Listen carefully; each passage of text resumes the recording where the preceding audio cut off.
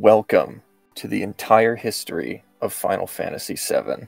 So, at the Game Awards, there was the new trailer for the next part of the Final Fantasy VII remake. I made a little PowerPoint presentation to sort of explain all of the lore.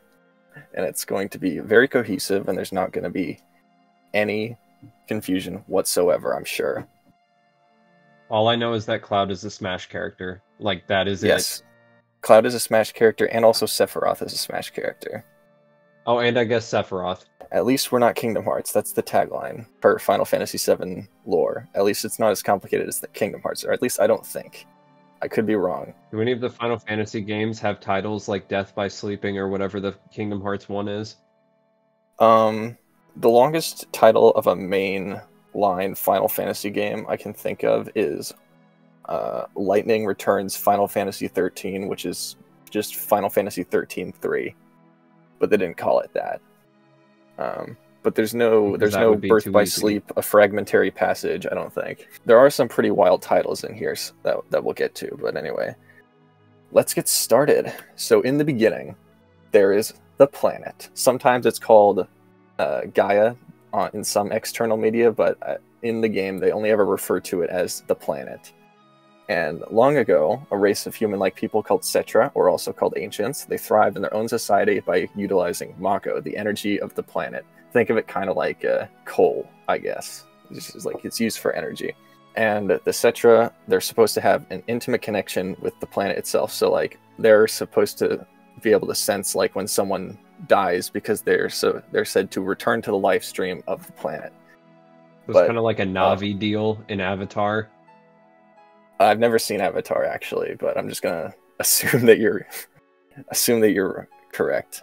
But a long time ago, they're mostly wiped out by a meteor, but not by like the actual impact of the meteor. But it contained an alien life form that they called Genova, or it was later called Genova, and it basically just like infected most of the population and killed it off. And those that remained sealed it away in a crystal in a northern crater where it fell. So we do a time skip for a few thousand years, and eventually the humans will be the descendants of the Cetra. But I just have like a little terminology guide here to guide us here. So if you see any of these words pop up, you'll know what they mean. So Mako, I already said, it's the lifeblood of the planet. It keeps the planet alive, but it's also can be used as an energy source.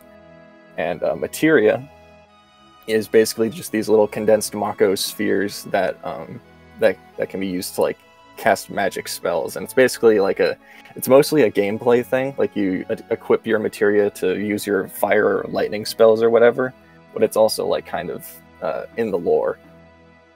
So it's kind of like Olimar in Smash, how he has the Pikmin that do like different powers and stuff like that, and he just kind of hooks them onto his belt and throws out whatever one's necessary. Right. Yeah, kind of like that. Anyway, the life stream is a continuous flow of Mako that's underneath the planet's surface, and weapons, capitalized weapons, are giant like kaiju monsters that just sleep beneath the planet and like are supposed to emerge if the planet is in great danger. Shinra is an electric power company that will be really important later, and they're trying to find a supposed promised land of infinite resources in Mako, and they believe that if they can find a Cetra that has a connection with the planet, that they'll be able to lead them to the promised land. Except, side note, the promised land probably doesn't actually exist. They just it was just like in old writings, and it was just used as like a metaphor. Like it's not like an actual place. And Soldier is the private military unit of Shinra, and First Class is the highest rank. Basically, it's just their own private military force. Kind of like that time Pepsi had the 6th largest army in the entire world. Exactly. So, skipping ahead much later, the regular humans form modern society. The Shinra Electric Power Company, as mentioned earlier, with the abbreviation here of SEC, not to be confused with the Southeastern Conference. Or the Stock Exchange Commission. They gain an effective monopoly on Mako production, harvesting, and distribution, and they build like this mega city called Midgar, which is also a stage in Smash Bros. that's run entirely on Mako energy, and it's just governed by Shinra. It was built by Shinra. They basically control the whole thing. It's basically just like I forgot what the word is when like a corporation runs everything. It's the oligarchy, but it's like a oligarchy. I mean, this is a company town, but like it's an oligarchy running these guys. Right. The Shinra scientist finds Genova. A scientist called Gast finds the remains of Genova in the northern crater, the alien from earlier, and they're mistaken for the remains of a Cetra. So Hojo, this guy down here, he's a super crazy scientist, as you can already tell. He decides to, he thinks, because they think it's a Cetra, he thinks he can use the cells to put in a human, like a baby in the womb, and see if he can make a human Cetra hybrid that can lead them to the quote-unquote promised land. And this is what gives birth to Sephiroth. And he never meets his mother, but he's told that her name is Genova. That'll be important later. Even though his mother's name isn't actually Genova, it's like Lucretia or something, I think. I didn't put that in here, though. So, like, him being, like, born like that as kind of like a superhuman hybrid thing, kind of like what the deal is with Paul in Dune, is like he's technically bred to be some sort of superhuman that can see the future and, have all these powers and stuff like that. I don't think he can see the future, but he's just like super powerful. This is up here. This is young Sephiroth. He rises up the ranks of the soldier and becomes like the most powerful ever. And he is known as a war hero in the war against Wutai, which is a rival nation to Midgar. Ifalna, another important character that will die immediately, but she's the last pure-blooded Cetra, and she ends up marrying Gas, the scientist from earlier, and has a child named Aerith, who is half Cetra, and she'll be very important later. And then Gas is killed by Hojo. I can't remember why, but he's killed by Hojo, the crazy scientist from earlier. And Ifalna and Aerith are taken to Shinra headquarters to be experimented on. And then while in captivity, Ifalna gives Aerith her white materia, which is the ultimate materia for casting white magic, which will also be important later. And then Ifalna dies after escaping the Shinra building in the slums of Midgar, and Aerith is taken in and raised by someone else named Elmira Gainsborough. And this is when she dies. That's like a flashback that you see in the remake. So here we have the main characters before we get into the actual lore. So we have the boy himself, Cloud Strife. That's this guy right here. He's from Nibelheim, which is a town, sort of remote town near the mountains, and he wants to be just like Sephiroth. He wants to be a soldier first class. And then we got Zack. Kind of has a sword that looks like Thanos' sword from Infinity War and Endgame. Only like half of it, though. Yeah. Yeah, that's the Buster sword. That'll be kind of important later. So then we got Zack here. He's a young soldier from a town it's like a geothermal place called Gungaga. Not to be confused with Gonzaga. Exactly. He joined Soldier just because he wanted to be a hero, quote unquote. And then we have Tifa, Cloud's childhood friend and martial artist, also very well known by the Italian Senate. I'm not going to show that on the screen, but if you're free to Google about that if you're curious. And then we have Aerith, as mentioned earlier. She's the last remnant of the Cetra, even though she's like half Cetra, but she's the last remnant of the Cetra and lives in Midgar with Elmira, as I said before, and she takes her last name as well. And then we have Barrett here. He's from Corel, which is a mining town, which was burned down by Shinra to cover something up, I forget, but it was burned down by Shinra, and he has some serious beef with them. And he lost his arm when the town got burned down, so he put a machine gun on it instead. Because, And yeah. And then his friend Dine was also killed in the process, and that's also kind of why he hates Shinra. He also takes care of Dine's daughter. Next page of characters. That man has no hips. The Barrett guy has no hips. No hips. He's got gigantic legs. This is all the original artwork from, except for Zack, but this is all the original artwork from 1997. So the proportions are a bit off in comparison to like their modern renders. But I just thought I would use the original artwork. So then we have Yuffie, who's from Wutai, the rival nation, and a self-proclaimed materia thief, and because she's from Wutai, she hates Shinra because they kind of like just messed up her home, and she won't be very important. She and Vincent won't be very important in like the overall scope of the original game, because technically they're optional party members, so you can just totally like skip them. But since you can have them in your party, they're technically main characters, quote unquote, so I put them in here. And then this guy here is Red 13. He's a talking lion thing, and he was experimented on by Hojo. He looks like Scar from Lion King. We're gonna call him Scar. Yeah, except he's not evil. He's pretty cool. And then we have Sid. Every Final Fantasy game has a character called Sid, spelled like this, and that's this game's version. He is an aspiring astronaut whose space program was shut down by Shinra, and as a result, he's bitter towards them and pretty much everyone else. So he kind of just like he's kind of like an angry old man. Except I don't know how old he is, but he's very angry. Takes his name after the Eastern Iowa Regional Airport, CID. Of course. And then, as mentioned before, Vincent. He's actually kind of important to like the overall lore, but he's like an optional party member for some reason. He was a test subject of Hojo from before, and he sealed himself away in Shinra Manor, which is in Nibelheim, which is Cloud's hometown. That'll be important later.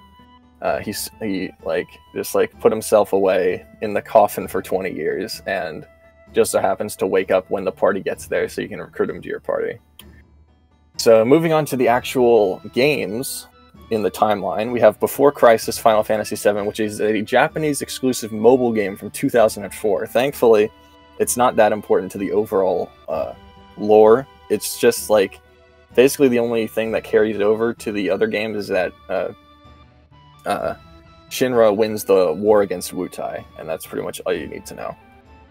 So then we have Crisis Core Final Fantasy VII. This one's pretty important. This was a PSP game released in 2007, and it tells Zack's story. He was mentored by a guy named Angeal. He's the one who originally had the Buster Sword, Cloud's Buster Sword. He gave it to Zack. Well, he didn't give it to him. Zack kind of took it to him because he actually eventually had to kill him because of some manipulation by Genesis, which is the main villain of the game, and he sucks. He's a terrible villain.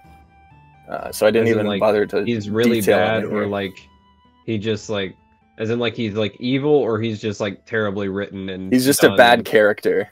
He's not very good. He's not. He just quotes like poetry the whole game, and it's really weird.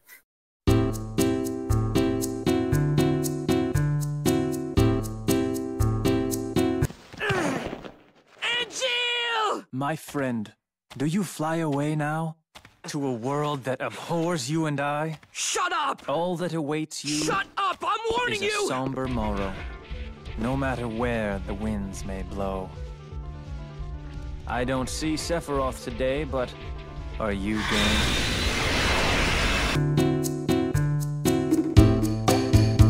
And he's just not a good villain. Along the course of the game, Zack meets up with Aerith, who's now in her teens. Because this is like 11 or so years after this incident. Zack ends up in the slums of Midgar after a mission, and the two kind of had a thing. Like they went on like a couple dates, I'm pretty sure, but nothing ever lasts. I'm gonna quote a video I saw about this. Nothing ever lasts for our boy Zack. And so then on another mission, Zack meets up with Cloud. Zack meets up with Cloud, who ended up failing the soldier exam, so now he's just a generic, basically NPC grunt type who has to wear this helmet all the time. They meet up, they kind of have like a cool little friendship going. And then we reach the Nibelheim incident, which is a very important, it's probably the most important moment in the entire canon of Final Fantasy VII. It's only depicted in the original game in the form of a flashback that you see later. But it was also adapted into an anime short film called Last Order, but it's also part of the events of Crisis Core. So you've got like 3 different versions of this that all tell the same story. How many media do they need to tell this story? I don't know, but it's the most important part, so I guess that's kind of the reason. But so anyway, on a mission to a Mako reactor in Nibelheim, Cloud's hometown, Sephiroth is there. He's now in like his 30s. He's like super powerful and stuff. He's right here. takes Zack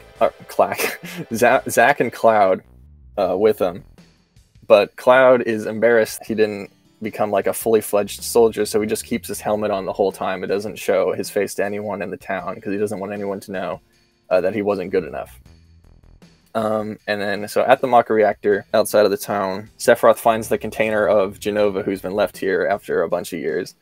And if you remember before, Sephiroth was told his mother's name was Jenova, and he's like, why is my mother's name on this like alien thing?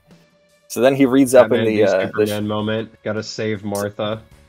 So then he reads up in the town library, reading about like Jenova, and then he eventually comes to the conclusion, after locking himself in this library for like 3 days, he comes to the conclusion that, I guess I'm kind of a monster then. So he wants to fulfill his mother's will to become like all powerful, rule the world. This is basically when Sephiroth turns crazy mode. So he burns down the whole town, which is where you get the this iconic shot that's also used for Sephiroth's windscreen in Smash Bros. This is screenshots from Smash Bros. But the scene basically just looks like this in the original game, where he just walks into the fire, and it looks really cool. So then he makes his way up to the reactor to free Jenova, but in the process he kills Tifa's father, and then badly wounds Tifa as well. Cloud steps up and tries to stop him, but he gets stabbed through the chest by Sephiroth's comically large sword, but somehow Cloud grabs the blade which is still sticking inside of him, and throws him off of like a cliff into like this pool of Mako that just flows beneath the reactor. And there's been lots of questions as to why Sephiroth didn't just let go of the sword, but that's not important. What's important is that it looks cool. I said here it's kind of like an Emperor Palpatine moment at the end of Return of the Jedi. He just falls down. He doesn't let go of the comically large sword, which I call the cow poker, because it looks like a weapon. I think it's called the... I think the canon name for this is the Masamune. But anyway, moving on from that, so Zack and Cloud... Zack was also there, by the way. They're both rendered unconscious after this whole thing, and so they're picked up by Hojo, taken back to his lab to be experimented on, because he's trying to make a Sephiroth clone.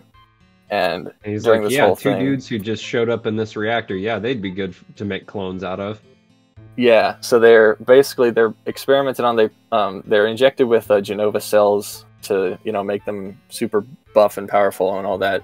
They're trapped in like this comatose state in Hojo's lab in like this tube for 4 years. So then 4 years later, Zack eventually regains consciousness inside Hojo's lab, which thankfully there was no one in there at that time. So he escapes and drags Cloud along with him, who's still unconscious, and he also has some serious signs of Mako poisoning. Who knew that spending 4 years in a tank of Mako would do that to you? But somehow Zack is fine. So he just drags Cloud along. He's just trying to take them to Midgar so they Mako can... poisoning. Exactly. Zack drags Cloud along, and he's going to take them to Midgar to start a new life as mercenaries for hire. But along the way, Shinra eventually finds out that, hey, those test subjects that we had for 4 years are kind of gone. So they track him down, and eventually, like an army of hundreds of Shinra soldiers find Zack. Zack hides Cloud away in like this little like outcropping of like a cliff nearby, so they won't find him. But so he goes out to fight literally hundreds of Shinra soldiers, and you actually get to play this part in the game, which is like really cool. Seems kind of like the moment from Fellowship of the Ring where Aragorn just like tells the hobbits to run, and he goes and takes on like 100 Uruk-hai at once. You might want to edit that in here at some point, but that's what I'm envisioning right now. Yeah, and so you get to play this out, and no matter how many soldiers you kill, they just keep coming, and eventually Zack dies, or he's defeated. He's defeated on the ground, and then so Cloud just then regains consciousness and makes his way towards Zack on the ground, and Zack basically is like, "Hey, you should be my living legacy. Live on in my stead." All that stuff. So he gives Cloud the Buster Sword, which is how he gets the sword in the original game. Zack dies, and then basically through like a combination of like anger and like Mako poisoning and all this, Cloud basically just has like a total mental freak out, breakdown, and basically merges his memories with the memories of Zack. And so you go into the ending. He goes into the ending of Crisis Core, basically believing that he was always a soldier first class, like Zack was, and so he heads off to Midgar to become a mercenary, and that's the ending of Crisis Core. Cloud basically gets carried by Zack the whole time, wakes up, shakes off the poisoning, then yoinks his sword and his memories, and is like, "All right, bye. Time to go be a soldier." Exactly. Yeah. Are we sure he's the hero? And that's the ending of Crisis Core, and it's one of my favorite video game endings ever, because you get, at the end of the game, it basically seamlessly transitions into the opening cutscene of the original Final Fantasy VII, and then it just says, "To be continued in Final Fantasy VII," which is pretty cool. So, congratulations, we've made it to the original game. Final Fantasy VII, released in 1997 for the PlayStation 1. So, on 3 whole CD discs, mind you. So a few months after this, Cloud ends up in Midgar and is a mercenary for Avalanche, an anti-Shinra eco-terrorist group led by Barrett from earlier, and also Tifa's in the group too. So you start off the game and you go and destroy some Maka reactors and, you know, normal eco-terrorist sort of thing. And then you, after one of the raids, you fall down a very comically large drop, and you fall into a flower bed that somehow doesn't kill you because it's flowers, I guess. And then that's where Cloud meets Aerith, Flowers who was being known for there their at the time. of course. Yeah, so that's where Cloud meets Aerith from earlier. Aerith, by the way, knew that Zack had died because, you know, she's part Cetra. She knows, she has intimate connections with the planet, so she knows when people die, I guess. So well, that she already knew all the time. Yeah, she knows that Zack's dead. She remarks to Cloud that Cloud reminds her of someone else, alluding to Zack, of course. But if you played this game first, you don't know who she's talking about, because you don't know who Zack is yet. Shinra, in order to get rid of Avalanche, who's like messing up their whole scheme, they decide to drop an entire plate of Midgar onto the slums, which is going to kill undoubtedly thousands of people, but they do it anyway, and kills a bunch of the members of Avalanche who have Midgar. So basically, Midgar is divided into like 8, like it's like a pizza kind of, and each slice is like known as a plate, and on the top of the plate is like the high class society that has like all the infrastructure, and then below the plate is the slums. And so they drop a plate onto the slums, which kills a bunch of people, including a bunch of Avalanche members, but none of the important ones die, and the ones that do die don't have any character development, so it doesn't matter. So anyways, moving on. In the chaos, Aerith is abducted by Shinra to their headquarters, so Cloud, Barrett, and Tifa head there to cut that out. And so they rescue Aerith, and then they also run into Red 13, the Scar-looking guy from earlier, who joins their party as well, because he's not trying to be experimented on by Hojo, who's also there. But they don't really run into him at that time.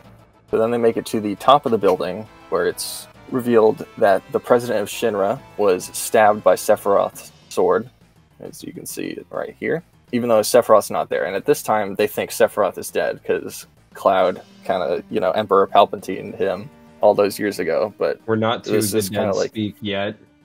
Right.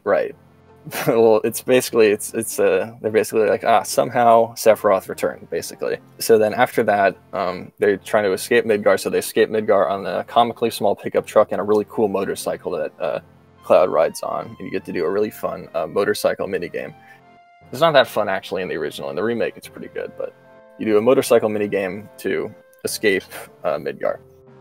So then they arrive at Calm, which is a town just outside of Midgar, and Cloud basically explains his version, his messed up memory version of the Nibelheim incident from earlier, where he basically self-inserts as Zack.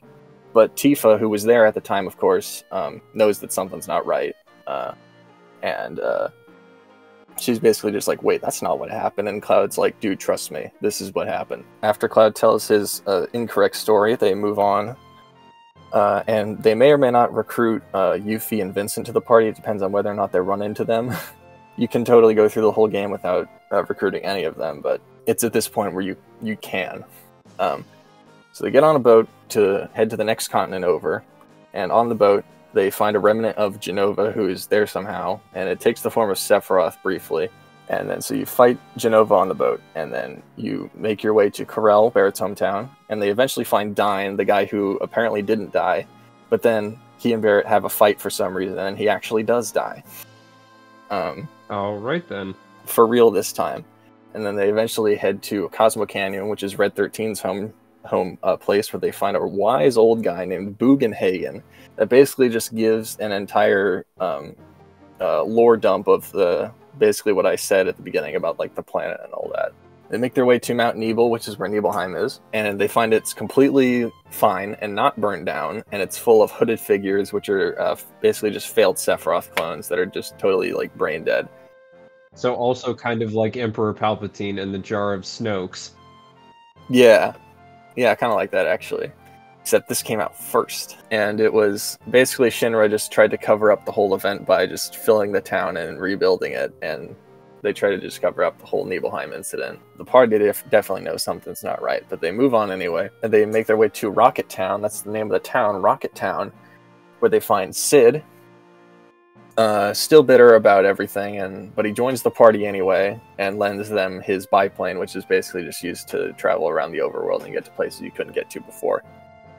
So then they make their way to the Temple of the Ancients, which is... Is riding his biplane kind of like riding the biplane in that one Wii game? Like the Wii Sports Resort? Island? Or Wii Sports Resort, yeah. Unfortunately, no, because I said I'll be at busted. It's kind of broken, so it's basically only good as like a kind of like a boat, so you can only travel on water with it.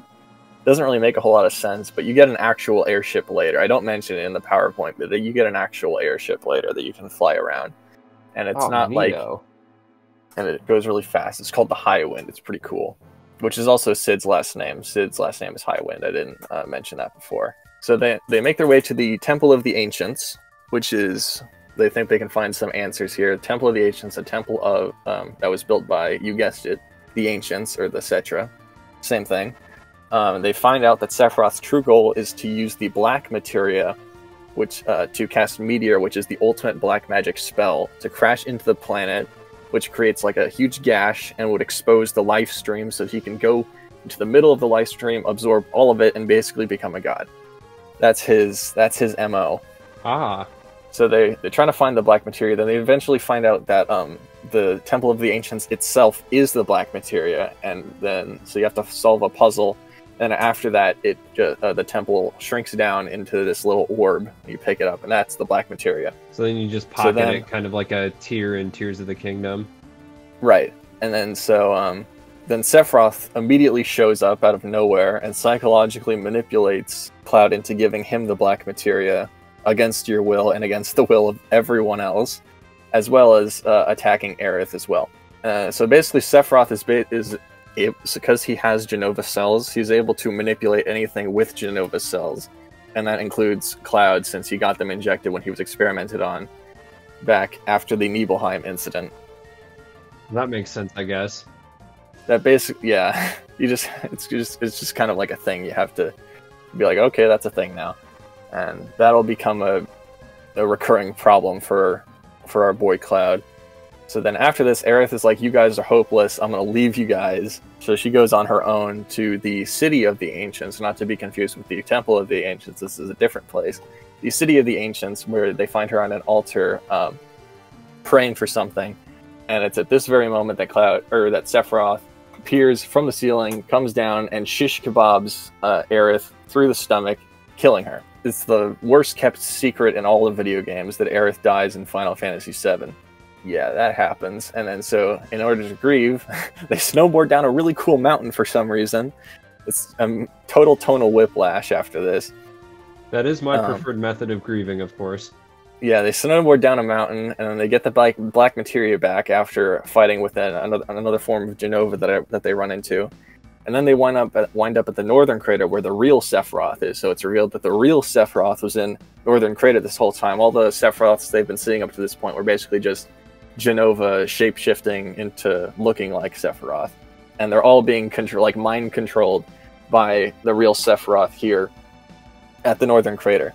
So then, So wait, how have Genova been like escaping? Because I thought they were all in the one crystal. well, when the Genova was, how do I explain this? So Genova was found by the Shinra, and it was basically just taken out of the crystal, and just like they just used it for experiments, and they just have a bunch of its cells just like lying around somewhere, and that's so there's Genova all over the place, kind of. Genova all over the place sounds like a euphemism. Yeah.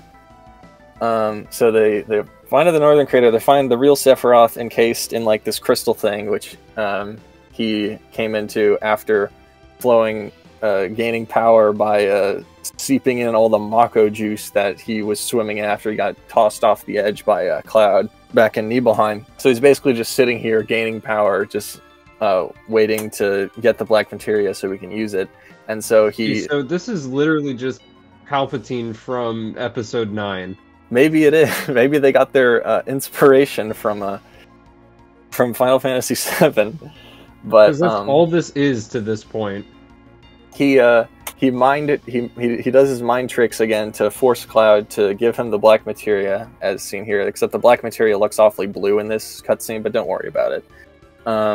So he gives him the black materia, and then Sephiroth immediately uses it, which causes a meteor to appear in the sky, which is set to crash into the planet in 7 days. It's real Majora's Maskian, except you don't actually have a time limit. It just like appears in the sky in the world map, and doesn't actually pose a real threat until you go to beat the game.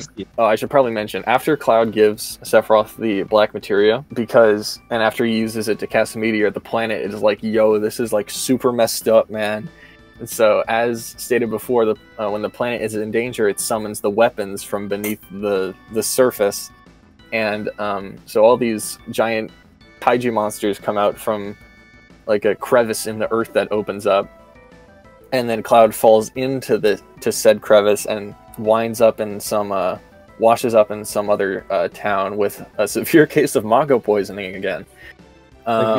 Which the whole thing about like the things rising up from the earth or whatever, like from the middle of the earth. Yeah, did you ever watch the Marvel movie Eternals?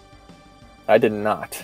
Okay, you're not missing much. But anyway, like in that one, apparently how like Marvel's gods are formed is that the cores of planets are eggs, and when the time is right, like the planet core will just start bursting forth this god. And so that's what happens in Eternals, is they have to basically stop the god in the core of the earth from being hatched. And that's like the end of the movie. And also no one bats an eye at that in that movie. Like none of the general populace is like, yeah, whatever, you know, just another Tuesday. But yeah, not really a great movie. Anyways, so Cloud washes up with severe case of Mako poisoning again, so he's basically just wheelchair bound for the foreseeable future. So Tifa stays behind to care for him while the rest of the party goes out to try to stop the weapons. And while this is going on, a weapon attacks the town that Cloud and Tifa are in, which causes another crevice to open up in the earth. So Tifa and Cloud fall into the life stream. And they basically they end up in Cloud's subconscious, kind of. And in this area is basically where the player, as well as Tifa, originally figures out that Cloud's memories are totally like not his. So they kind of like piece his real memories together. This is where you learn about Zack and his whole deal in the original game. And they come out of the live stream after this whole thing, and Cloud's like, all right, I'm ready to take on the world. He's like, my character arc is complete, finally. He has achieved fantasy, finally. Yeah, this truly was a Final Fantasy VII.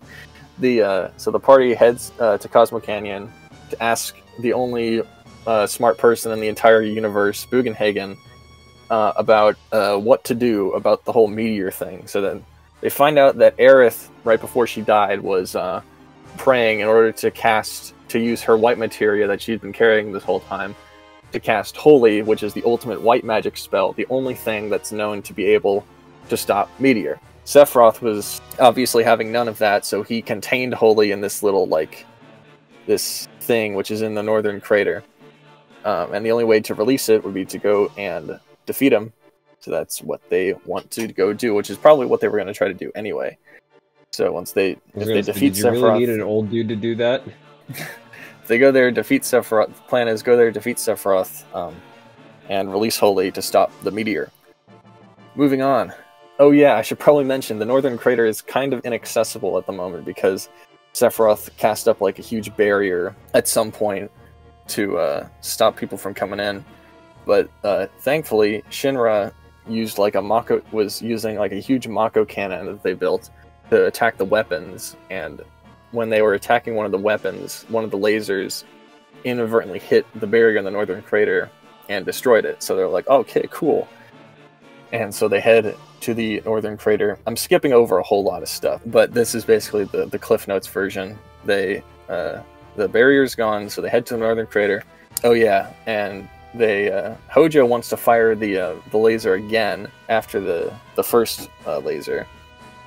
Why aren't they shooting this at the meteor? Just a thought. I don't know. Because like, even if I didn't know that Holy existed, I still would have shot it at the meteor. Maybe it can't aim that high. I don't know. It looks pretty stationary to me. Anyway, Hojo wants to fire the cannon a second time so he can shoot it at Sephiroth, which would cause him to absorb the Mako energy and become even more powerful. So the party was like, that's not going to happen. So they head to Hojo's, wherever Hojo is, controlling the cannon, and they actually kill him. So he's dead. And then they head off to the northern crater to defeat Sephiroth and Jenova, for good this time, surely. And so they head there, they kill Sephiroth, Jenova, and Jenova. Cloud has like a little mind fight with Sephiroth in like his mind after they kill the real one. And this is where he uses, if you haven't unlocked it yet, this is where he uses his final smash against Sephiroth, which is Omni Slash. His final smash in Smash Bros, of course.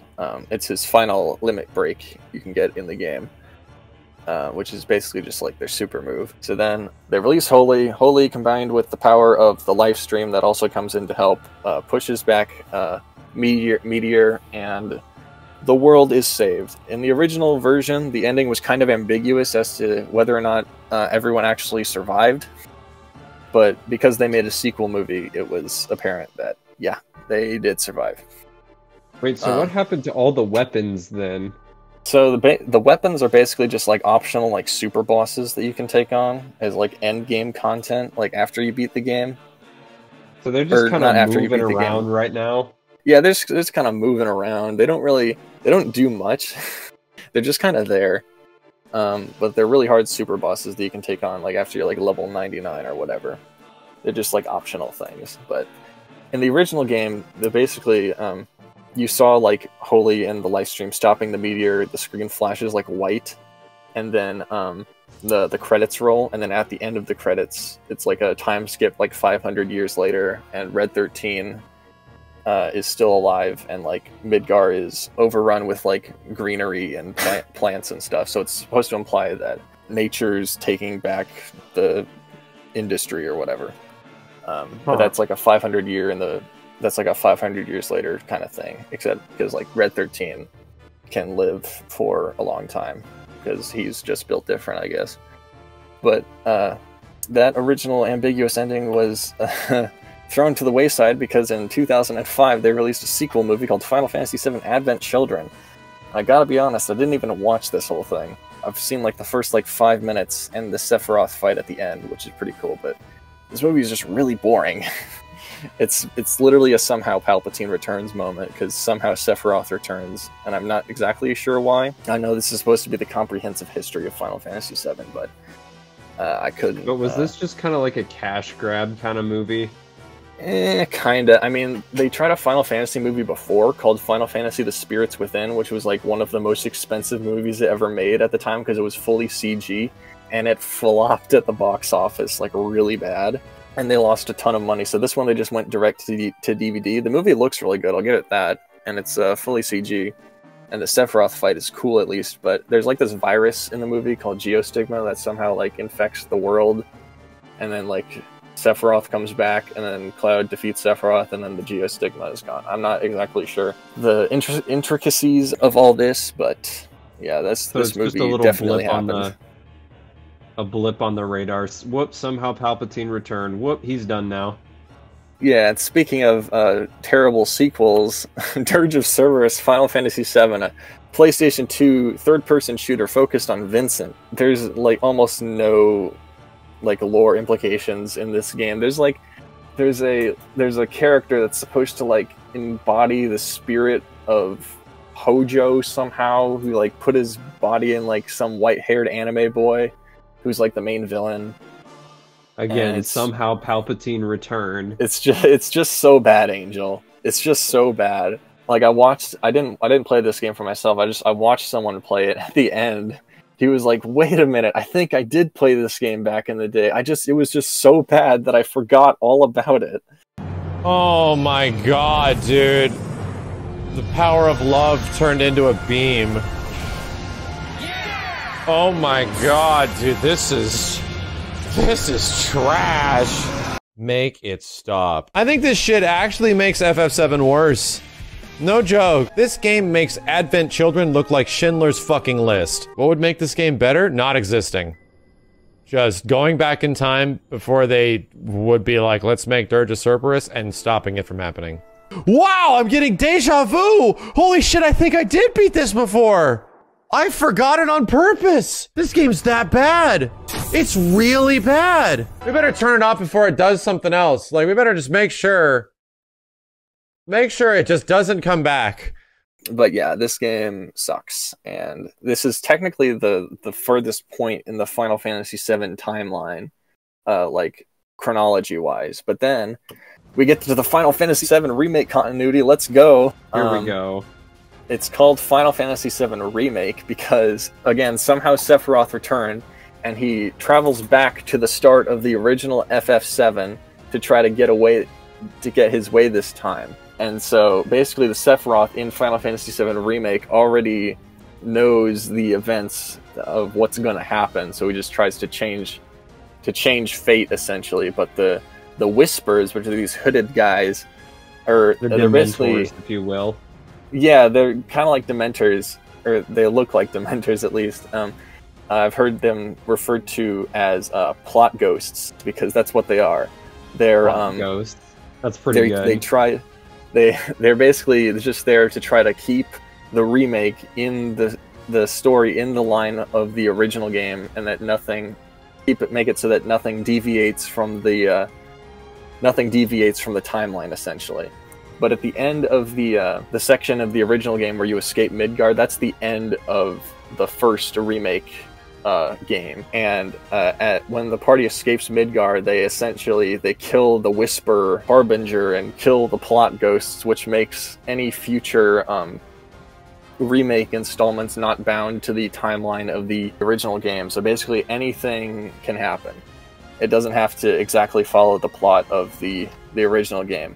And in the process of doing this, they create an alternate timeline where Zack survives the onslaught of Shinra troops from earlier. This alternate timeline is just like a parallel with the current timeline. It's basically just happening at the same time. So there's the theories is that in the next game, you're going to be like swapping between Cloud following the events of the first remake part, just like sort of loosely following the events of the original game, and then you're also going to be controlling Zack in his timeline, and it's not really very clear what's totally going to happen. But that's the idea of the next game, Final Fantasy VII Rebirth, which we just had the trailer for it. Yeah, we're jumping into alternate timelines here, but as of right now, that is the end of the Final Fantasy VII continuity, and this is the image at the end of Final Fantasy VII Remake. It says the unknown journey will continue. So that's the seems to me kind of like what they wanted to do with the original, like with Zack Snyder's original Justice League, is that because of events that happened in the first one, they would start swapping between timelines before it eventually converged, like in the last one. Because that's the theory. Is like at the end of the last game, the timelines are gonna like merge into like one essentially. But we don't know what's going to happen, of course. And then Palpatine will be defeated for real this time. Surely. Until he gets brought back for episode 12, I'm sure. It's actually funny, all the Star Wars comparisons that we're making, because in interviews for the second game, the director has mentioned, like, yes, the second part of a trilogy is often considered the best by fans of, like, certain trilogies, obviously alluding to Star Wars. And he's like... And Terminator 2 and Godfather 2, although Godfather 1 is slightly better. Yeah, and then he also alludes to the fact that, like, a lot of second parts in trilogies have like a bad ending, essentially, of, like, the characters are at their lowest point. But, and so everyone's just like, how is this game gonna end? Is Aerith still gonna die? We don't know. Is Aerith still gonna die? Of course. And Will, of course, is Cloud's father. Yeah. We all know We don't actually know who Cloud's father is, I don't think. He's, like, killed off screen or something. Let's not even beat around the bush with it. I'm gonna call it now. Sephiroth is Cloud's father. Makes sense to me. Do you think they'll bring in Geostigma at all into this new remake? Do you think it'll, like, I hope not. The less they pull from Advent Children, the better. They in a DLC for they did, like, a DLC episode that had a Yuffie in it. For Final Fantasy VII Remake, and as, like, a super boss, they had a digital recreation of, like, the main villain of Dirge of Cerberus, and everyone was just like, oh no, are they bringing in Dirge of Cerberus into the timeline again? So we don't know. Hopefully things are somewhat comprehensive by the end, but do you think you have a loose grasp of the, this is just the one of the Final Fantasy games, albeit it's probably the most complex of all the Final Fantasy games, but this is just one of the 16 main entries. I mean, but I have to give it credit, because honestly, it has a more complex and a more compelling story, albeit told over, like, literally every form of media possible. But, like, it's got a more complex and intriguing story than, like, anything Hollywood has produced in the last 15 years. And I stand by that. This is, yeah, I mean, it's pretty good. The story is very good, and it seems mostly comprehensive. Although I want it to, like, quit with the whole somehow Palpatine returned thing and all the dead speaking and all that. And I kind of want to know more about, like, like alien life and stuff like that in Final Fantasy. Like, what is the canon of, like, space beings in the Final Fantasy universe? So there's actually, it's kind of, I don't know if it's totally the same vein as, like, space beings, but there's a fan theory, it's not totally confirmed, but there's a fan theory that Final Fantasy VII exists in the same universe as Final Fantasy X, because in Final Fantasy X-2, there's a character called Shinra. The greatest named video game, by the way. There's a character called Shinra, and kind of, like, alludes to, like, wanting to, like, start an electric power company. Kinda, yeah. So there's like a theory that Final Fantasy VII is in the same universe as Final Fantasy X, just, like, on a different planet, and also a long time in the future in a galaxy far, far away, basically. But it's not been confirmed yet. It's basically just they basically just thinks it's basically just a theory, because the character's name is Shinra, which is kind of on the nose. And then from there, nerds will continue to extrapolate all the tiniest of threads in which way you could reasonably connect every single Final Fantasy game, kind of like a Tommy Westphall universe kind of moment. Which I'm sure that video exists out there. If it is, we need to link it. Well, there's a few videos that I've seen. There's one by a YouTuber called Chase Kip. It's called, like, Final Fantasy VII in 22 minutes or something. And when I'm researching for this, I consulted that video quite a bit. It's a good watch. I recommend it. Although it doesn't cover the sequel movies / Dirge of Cerberus, but it covers basically everything else. I'll see if I'll try to remember to link it in the description, but I mean, I think I understand most of the timeline, and as for the quality of the games, I think Crisis Core is actually a really solid prequel. No offense to the Phantom Menace, of course. Right. and it has one of my favorite endings in any video game ever. The original game is pretty jank, but you can play it on modern consoles, and it has like triple speed and like cheats to break the game if you don't actually feel like playing it. So that game's pretty accessible these days. And then the remake, at least the first part, is just a really fun video game, and it looks really good too. So I recommend everything in the timeline as video games except for Before Crisis, because it's a mobile game and you can't play it anymore, and Dirge of Cerberus, of course. I guess watch Advent Children if you're bored and you want to watch some good CGI, I guess. But continue to be bored at the same time. But yes, that is the entirety of the Final Fantasy VII timeline. I'm sure this video will be a moderate length, of course, not at all overly long, but I feel educated. I feel like you have fulfilled your purpose with this video. I feel very educated and now somewhat intrigued. Am I going to go play the games? No. But when you play the games, you will definitely have to let me know what it adds to the lore. Will do. But with that, thank everyone for watching this video. Subscribe and all that stuff. And the start of How Did We Get Here Season 3 will kick off in a few months. This is kind of just like an in-between kind of video. But How Did We Get Here? How Did We Get Here's next big step will be in a few months. But we'll be back, boys. We will be back. We will be back. Cue the outro.